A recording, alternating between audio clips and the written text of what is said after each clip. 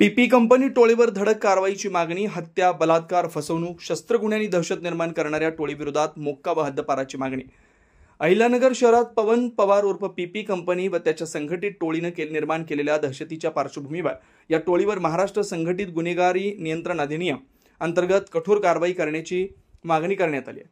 या टोळीविरोधात आतापर्यंत एकूण 22 गंभीर प्रकारचे गुन्हे दाखल असून त्यात हत्या, बलात्कार, फसवणूक, शस्त्र बाळगणं, दारुगोळा बाळगणं, सरकारी कामात अडथळा, धमकी, दमदाटी, विनयभंग, ध्वनी प्रदूषण, 302, 307 प्रमाणे आदींचा समावेश आहे. पीपी कंपनी टोळीतील मुख्य आरोपी पवन पवार याच्यासह शिवम पवार, लक्ष्मण सारसर, हर्षल सारसर, गणेश भुजबळ, प्रशांत दळवी, आदर्श साळुंखे, किरण जरे यांच्या विरोधात हद्दपाराची प्रक्रिया सुरू करण्यात आली. स्थानिक पोलीस स्टेशन मार्फत त्यांचा प्रस्ताव उपविभागीय अधिकारी अमोल भारती यांच्याकडे सादर करण्यात आला.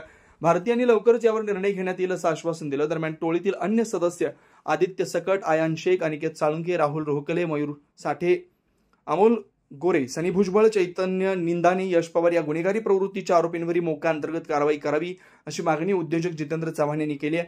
या टोळीच्या गुन्हेगारी कृत्यांमुळे शहरात भीतीचं वातावरण पसरलंय. नागरिकांनी पोलीस प्रशासनाकडे कठोर कारवाईची मागणीचा पुनरुच्चार केला.